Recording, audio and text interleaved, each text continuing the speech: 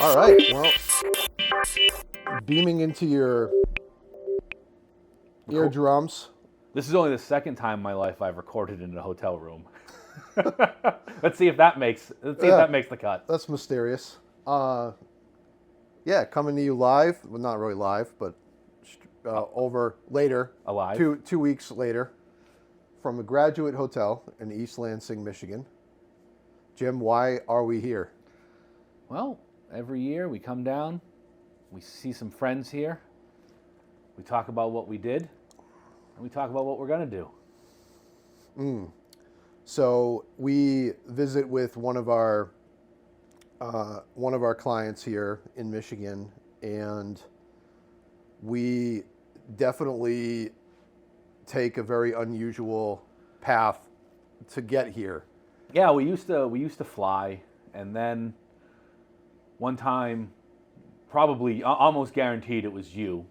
Like, hey, we should drive, and so we did that. We did a stopover in Buffalo. Found a really, I think it's a Curtis Hotel. Curtis Hotel. Yep. Yes. Shout out to the Curtis Hotel. It's a night. It was pretty good. The main draw. Any hotel room, there's two things I'm looking for. I'm looking for a shower that's better than the one I have at home, and I'm looking for an ice box of a room because I run really hot. I know you do too, and I need that room to get down to like 60 if I don't have my normal bed at home, which is better at temperature control for me. So the room, air conditioning there, not, it could use some help in my opinion, but their showers they feel almost criminal.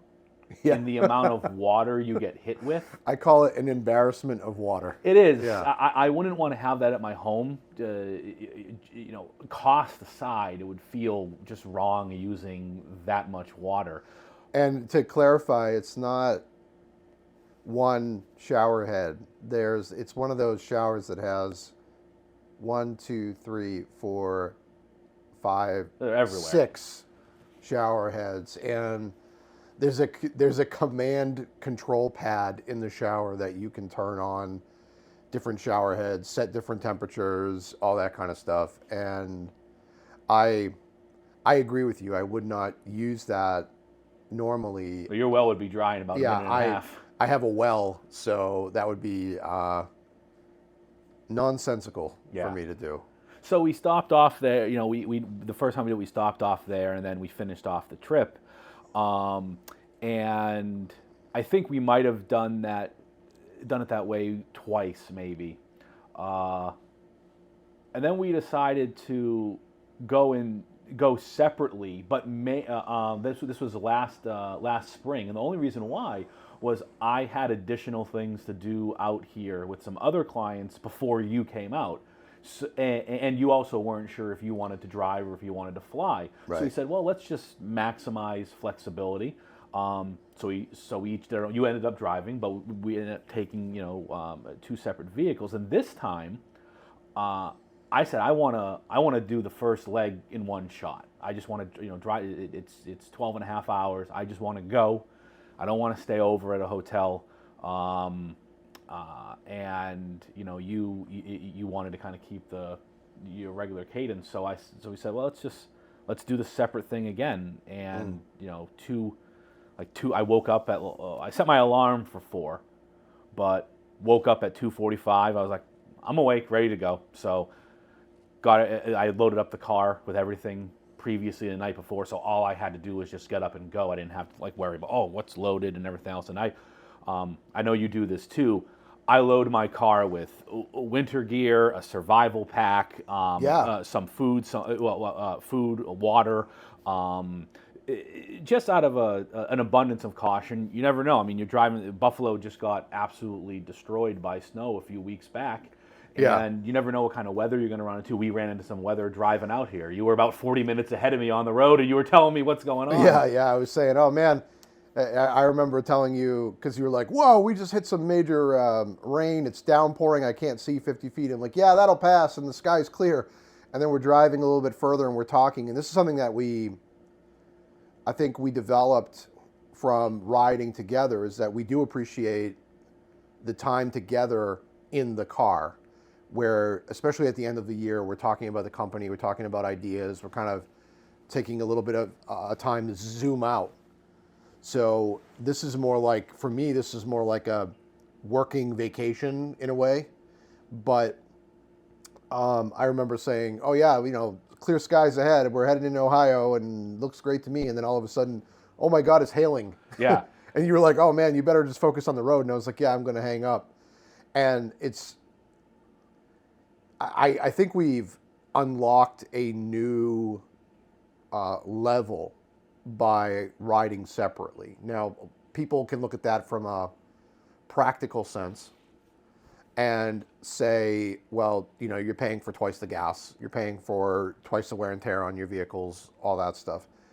But what I found was that while we're pretty compatible travel mates, primarily because in our adult life we've only really traveled together, we do have differences in the way we look at things. And for me, getting up at 2:40 in the morning and going is just not in the cards. I'll be a mess for 2 days after that. And for me, it's exciting to do that. Right, I'm like, right. It's an adventure.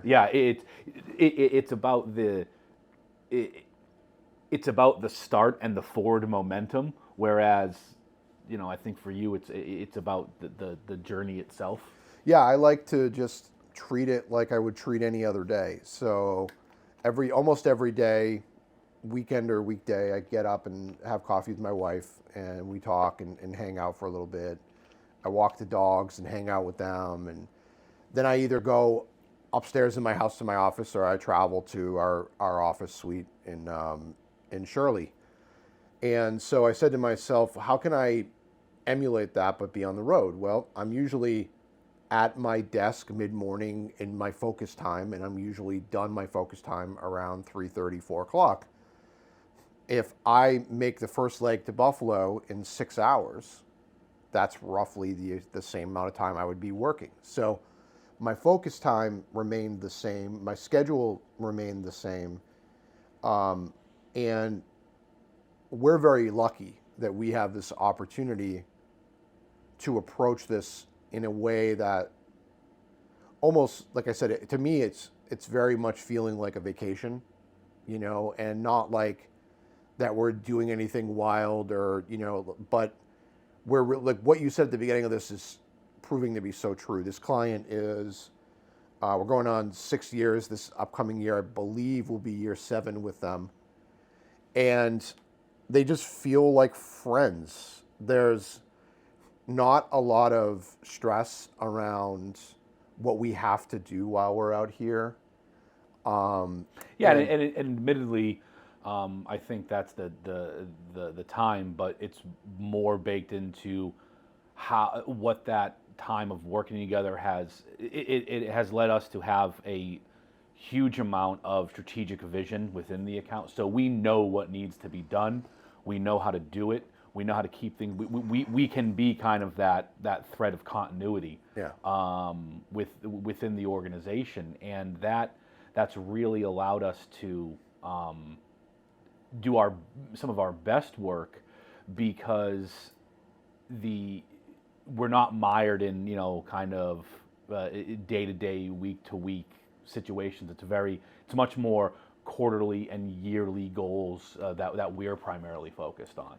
And I think one of our focuses now, and it's very similar to what you said about bringing the travel gear and all, winter gear and all that stuff, is preparation. So we used to come out, so for context, we spend, about 45 minutes talking to 45 to 60 people, depending on who's in the room at this event. And we're there to present what we've done for digital advertising and marketing for the year, and how it performed. And we used to come out here, and I'm sure you remember these days, we used to come out here with nothing and slowly build the presentation as we were here. Yeah, we would actually build a couple days of being out here to do it during that time frame. And last week, this will probably be released in mid-December, but last week was Thanksgiving week, and I was committed to just getting the whole thing done and resolved before that Thursday and Friday going into the weekend. And I can't stress enough how helpful that was to have everything locked in, loaded up on my computer and ready to go so that I could focus on maintaining my balance on this trip without, I remember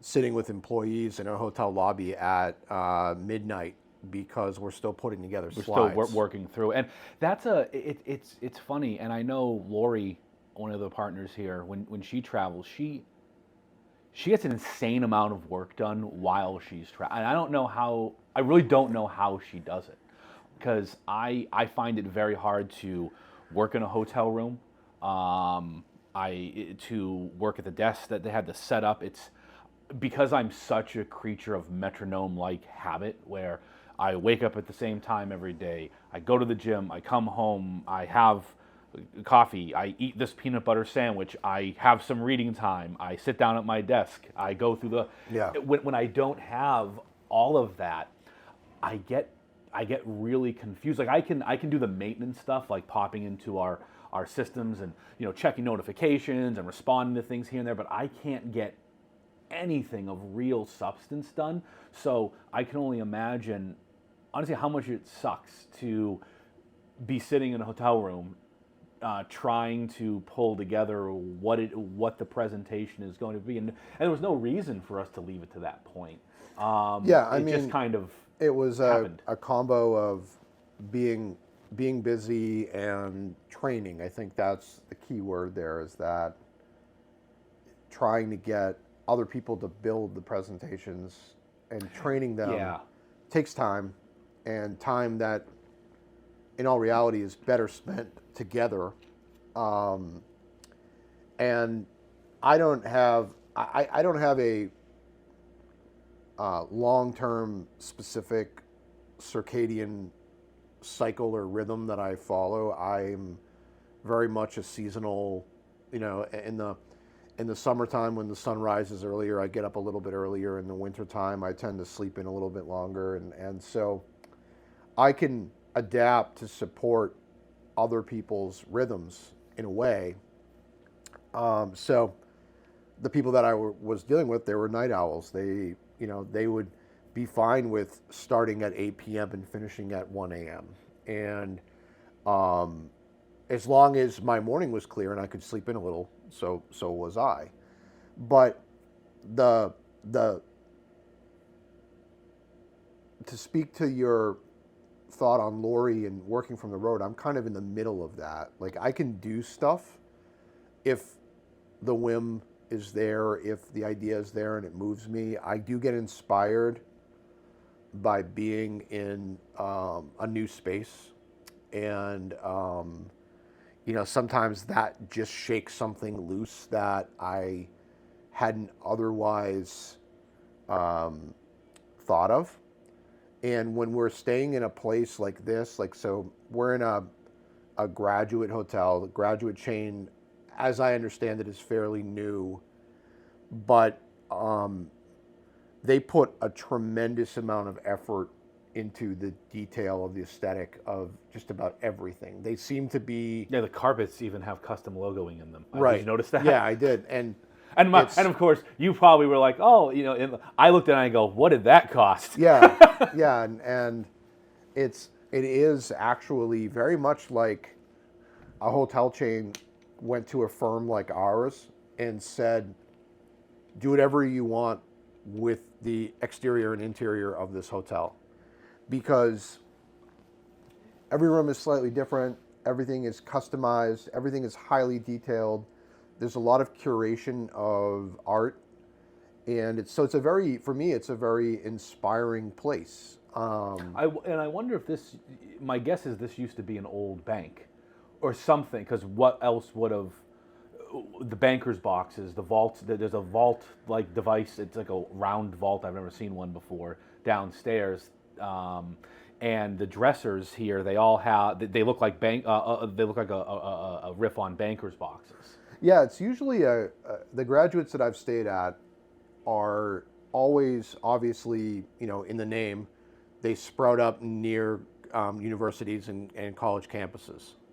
And so this one that we're in East Lansing is, right on the Michigan State University campus. And it's what I would classify as a, boutique style hotel.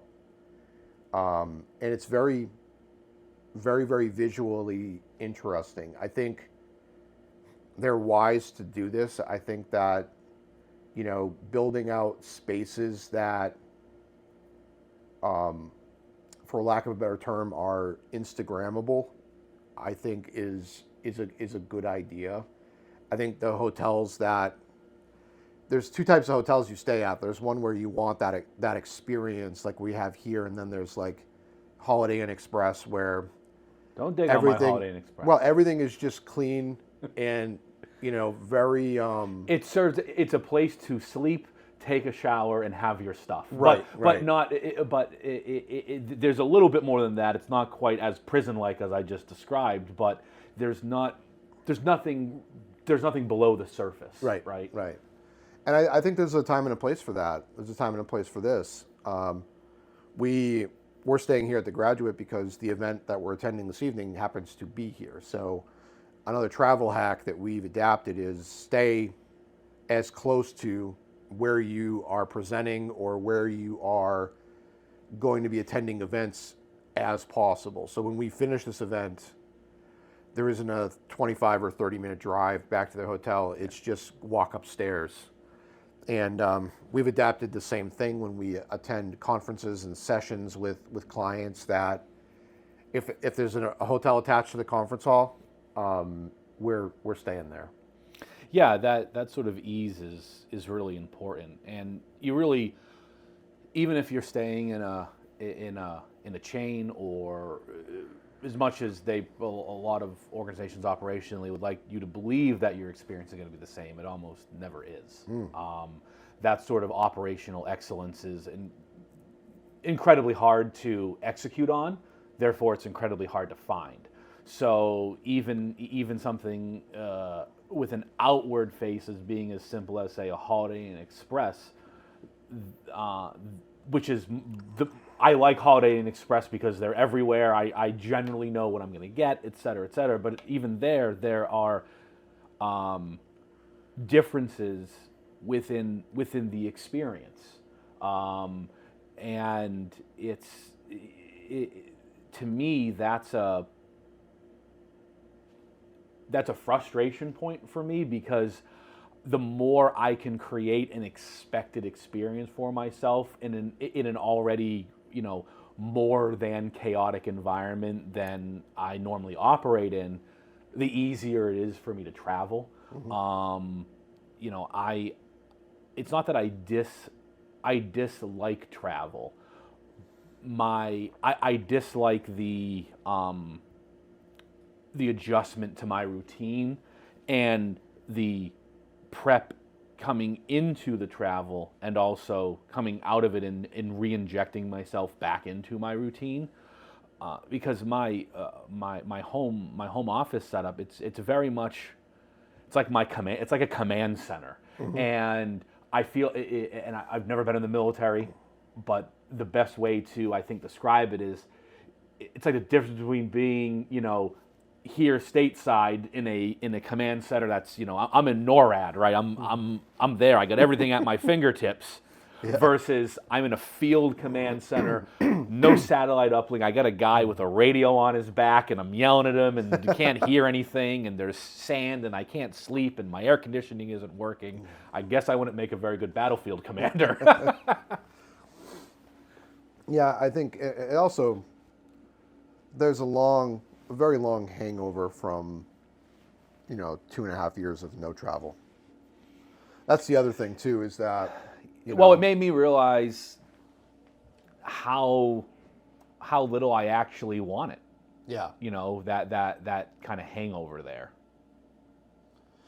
Yeah, and that's the thing that I try to plan in. That's why I keep things very steady, because I don't want to get up on Monday and feel like my Monday is much different than any other Monday because I was on the road, Saturday. And so everybody's different. We have a different way of traveling, and I'm a very agreeable person, almost to a fault.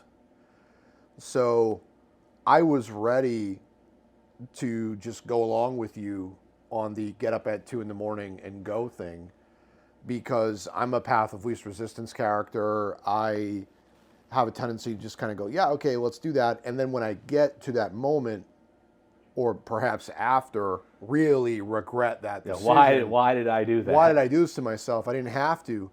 So I remember saying to you, yeah, I mean, this probably feels counterintuitive, but I don't want to do that. And I respect that you want to do that.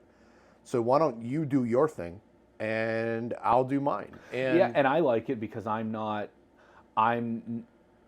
don't feel like I'm dragging you along with a process that I'm trying to make you fit into that process. So it really works for both of us. And that the funny thing about travel is that it's also so ingrained in our service culture, because one of the things that we focus on is we always want a client to feel like we're right down the street, no matter how. So these folks in Michigan, they could say, hey, can you guys get here tomorrow? We really need you, and we would hop on a plane. We would be out here, and that's built into how we operate with our clients. We don't ever want them to feel that just because they're in Michigan and we're on the East Coast in Massachusetts, that it's not as simple as a phone call away. Now, sure, are we 20 minutes away? No, but I think for all intents and purposes, we might as well be. Why do you think? Because this is the pushback I get the most on this concept, but I feel like you deliver this answer really well. Why is it not madness to opt for a casual, leisurely 12-hour drive over a hour and 30-minute flight out of Logan in Boston? Because an hour and 30-minute flight really isn't an hour and 30-minute flight. An hour and 30-minute flight actually becomes a hour, 2 hours to the airport, right? Because you need to get there a little bit early just to be safe. So you're cooling your heels in the airport. You're then flying for the hour and a half. Now, this presumes there is not a single issue with the plane. Last time I flew out here, I actually got here 2 hours earlier than I would have had I drove. Yeah. So that's how there was some issue with the brakes. And hey, you know what? I'm glad they figure all that out, please. Yeah. Because I do not need that problem. But you have that issue, right? Of course, the aftermath on travel from the pandemic has just wreaked havoc on that. It's also wreaked havoc on expectation. So I think that, and this is just pure conjecture on my part, I think that airlines feel they do not need to provide a certain level of service. They've been able to bring that service level down because people just expect air travel to suck that much more, and folks are just accepting of it because they must travel. So then you have to land, you have to get a car. So now I'm in a car that I'm not used to being in. Where are things? How do I? So to me, there's just so much uncertainty baked into that process that the 12-hour drive, I'm by myself. I can think. I find driving to be relaxing. Same. Yeah. It's not unless there's driving rain. That's a little tense. Yeah. But podcasts, Audible, silence. I mean, you and I can talk on the phone for 3 hours straight while we're driving. It's no different than us being right next to each other. Right. So there's that level of flexibility, and being someone that enjoys control, that level of perceived control, Yeah. because how much control Does anybody have? you really have, Yeah. but it's just, I think when it comes down to the time equation, that 12 hours is about as much as I'm comfortable driving in a single day. And I actually think it was not so much the time this time, and again, unlocking something new, leaving as early as I did allowed me to get here right around 4 o'clock. So I didn't have to drive past dinner. I didn't have to drive too late. Yeah. So I got a little bit of sleepiness right around 6:30 because I hadn't had coffee yet, and all the Starbucks were closed as I was driving through. But I got over that, and then really at the end of this drive, it felt like I had only driven 6 hours for some reason. It was very strange. It didn't feel like, oh, I did, because one time I was attending a wedding in northern Michigan, and I drove all the way home. It was about an 18-hour ride, and I did that all in one shot. That was insanity. Yeah. And I don't think I would do that again. But it's oddly enough easier than just dealing with airports and flying and everything else, I think. For me, it's inspiring. That's why I do it. I mean, if the objective is to get to the destination as quickly as possible, like in a situation where the client says, I want to see you guys tomorrow morning, or can you guys come up tomorrow at some point? You're booking a flight and hopping on and going, because the likelihood of that getting you there within a reasonable proximity of when you want to be there, it just works. Or I would also say that, and I would actually say I'm on the fence about this, if we had a client that was further away than the Midwest, and we had plenty of time to drive, that might be a fun trip too. I'd probably still drive, because I've been to areas like Montana, did some hiking out there. I would love to go back, love to drive through that. I just really enjoy driving. Yeah. I do. Driving is it's very relaxing, especially when you're doing those longer, not city. I mean, city driving is terrible. Yeah. But just going down 90. Yeah, this is also a very easy drive. It's a straight shot. The other part of the calculus of it is that where we are in the state of Michigan is not easy to get to on a direct flight from Boston. So no matter what you do, when you land, you're landing in Detroit, and then you're driving 2 or 3 hours to your destination. I didn't think of that, because that's if we were. I mean, there is a closer airport, but then you're hopping different planes. Right. But if I was one plane off, Uber to my hotel, I think I'm flying. Yeah. That would change that would probably change the calculus of this trip. I think so, because and that's what I always tell people, because they're like, why are you? I'm like, well, there's no direct flights, which I don't like layovers. I don't like, because then what happens is there's a domino effect if you have a delay and all that stuff. Remember when we first started flying, we didn't know how to do it right? Oh, yeah. When we had to get here in Michigan, and you'll probably remember better than me, but I'm going to give it a shot. We flew from here to DC to Chicago, and then across, and then there was 4 legs to the flight. There was one that was like that, where we ended up doing that, and then there was one where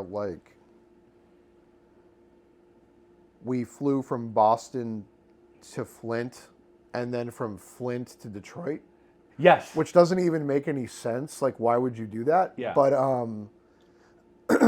we were very much novices, and the cost differential really evens itself out, because we like to be comfortable when we travel, no matter what. Well, the cost differential is important too, because our clients do not bear our travel burden. Like Right. that's our cost to bear. So we're making all our own choices about how we want to do things. So when a client says, "I want to see you," it doesn't matter to them how we get there, how we stay, what we do. That's all immaterial.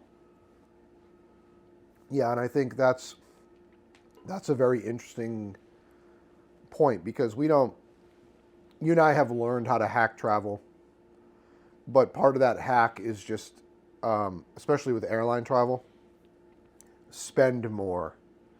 So first class or business class, sky lounges, these are all critical to our travel routine because we value our sanity, and our space and our comfort. You're also, how tall are you? 6'3.5". I like to say 4, but I'll be honest. 6'4", and a In my quarter. presentation shoes, I'm 6'5". Oh, okay. So, And little so secret.